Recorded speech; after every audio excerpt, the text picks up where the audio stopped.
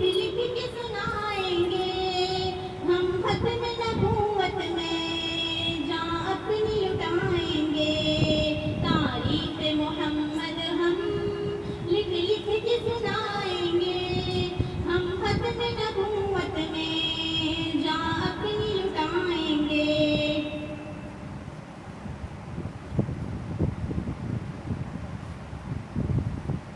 آج آپ لوگ کو پتہ ہے 7 ستمبر یوم ختم نبوت ہے۔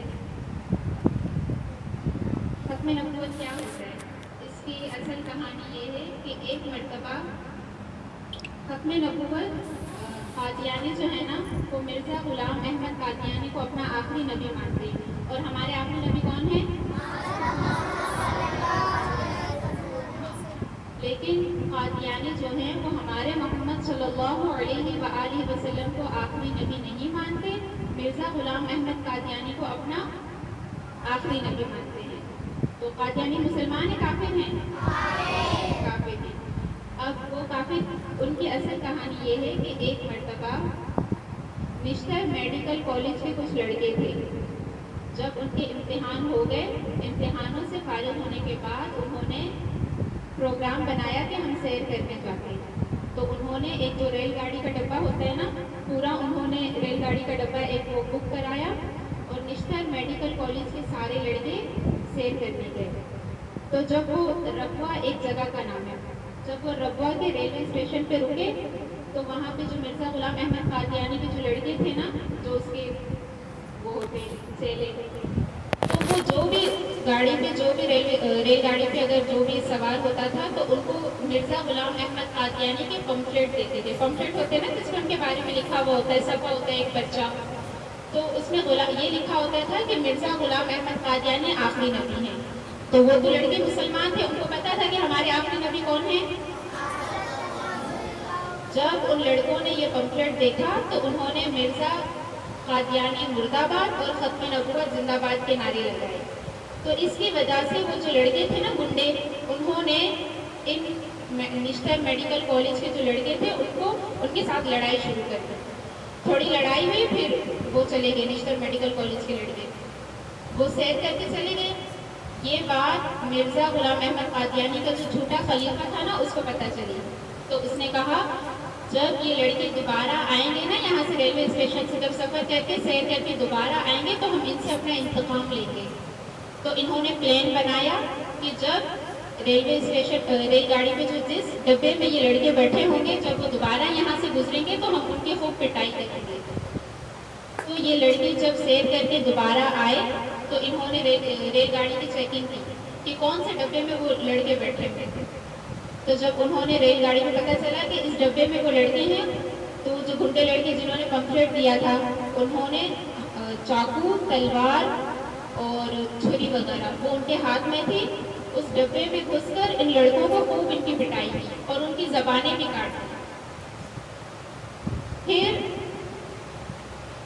تحریک چلی 1974 کو ختم نبوت کی تحریک چلی، ملکی تحریک۔ پھر اس ملکی تحریک میں قادیانیوں کو کافر قرار دیا۔ 1974 کا جو آئین تھا نا، اس میں جیسے یہ لکھا ہوا تھا کہ وزیر اعلیٰ کون ہے، وزیر اعلیٰ کسے کہتے ہیں، وزیر اعظم کسے کہتے ہیں، لیکن یہ تاریخ نہیں لکھی ہوئی تھی کہ مسلمان کسے کہتے ہیں۔ پھر جب یہ واقعہ پیش آیا 1974 کو، تو ان اسٹوڈنٹس کی، ان نشتر میڈیکل کالج کے لڑکوں کا جب یہ واقعہ پیش آیا تو اس وقت 1974 میں آئین میں یہ بھی تاریخ لکھی گئی کہ مسلمان کسے کہتے ہیں۔ وہ تاریخ یہ تھی کہ ہر وہ شخص جو اللہ تعالیٰ کو ایک مانتا ہے اور محمد صلی اللہ علیہ وآلہ وسلم کو آخری نبی مانتا ہے، اگر آخری نبی آپ صلی اللہ علیہ وآلہ وسلم کے علاوہ کسی بھی شخص کے لیے آخری نبی ہونے کا دعویٰ کرے گا تو وہ کیا ہے؟ مسلمان نہیں ہے، کافر ہے۔ پھر اس کے بعد یہ تو لکھا ہوا تھا کہ وزیر اعلیٰ کون ہے، وزیر اعظم کون ہے، لیکن مسلمان کی تعریف نہیں تھی۔ پھر 1974 کے آئین میں 1974 کو آئین میں یہ بھی تعریف لکھی گئی کہ مسلمان کسے کہتے ہیں۔ بات سمجھ آئی؟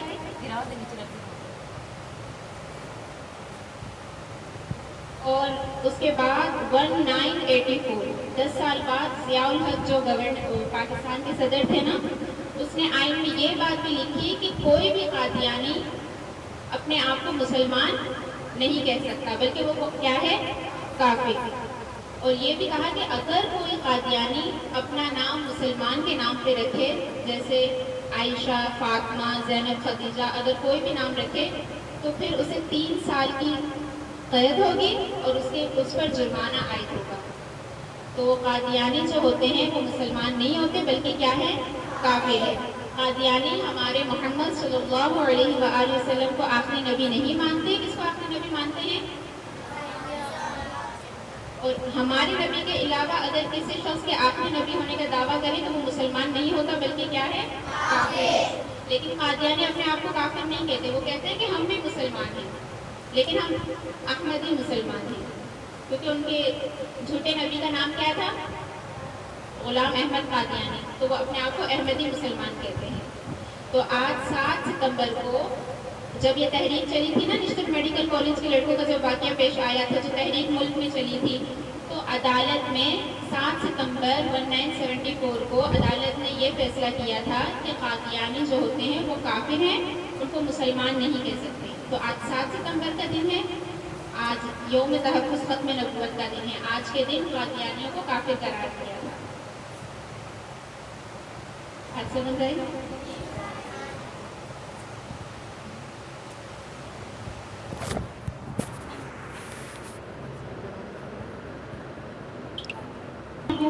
زندہ باد، ختم نبوت زندہ باد، بنا اس کے نہیں چھٹکارا، نہ ہوگا گزارا، سمجھو خدارا۔ ختم نبوت زندہ باد، ختم نبوت زندہ باد، ختم نبوت کے منکر بے دین جھوٹے، ختم نبوت کے منکر بے دین جھوٹے، کالے لعین جھوٹے، کانے کبیر جھوٹے، کالے لعین جھوٹے، کانے۔ The Bluetooth device is connected successfully. The Bluetooth device is ready to pair. شاطر شیطان ہے یہ، مرتد بیمان ہے یہ، شاطر شیطان ہے یہ، مرتد بیمان ہے یہ، ناری انسان ہے یہ، ناری انسان ہے یہ، تو میں نے آپ کو بتایا تھا کچھ دنوں میں دے جاؤں گی۔ یہ شرارہ ہے ہمارا، عقیدہ ہمارا، ختم نبوت زندہ باد، ختم نبوت زندہ باد۔ آؤ مل کے لگائیں گے نعرہ، عقیدہ ہمارا اور تمہارا، ختم نبوت زندہ باد، ختم نبوت زندہ باد، ختم نبوت کا منکر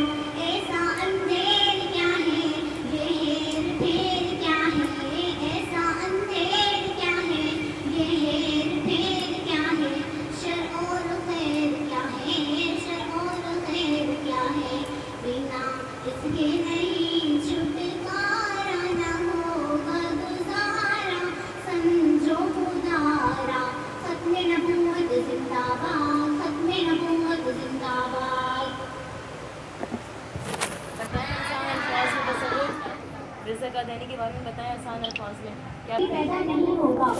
جیسے کہ اللہ تعالیٰ نے حضرت آدم علیہ السلام کو اس دنیا میں بھیجا تو ان کو فرمایا کہ میں آپ کو یہ شریعت دے رہا ہوں, آپ کے بعد جو آئے گا اس کو بقائے شریعت ملے گی, یعنی آپ پر تمام شریعت ختم نہیں کر دی گئی ہے, کچھ آپ نے باقی آپ کے بعد جو آئے گا اس کو ادا کیا جائے گا.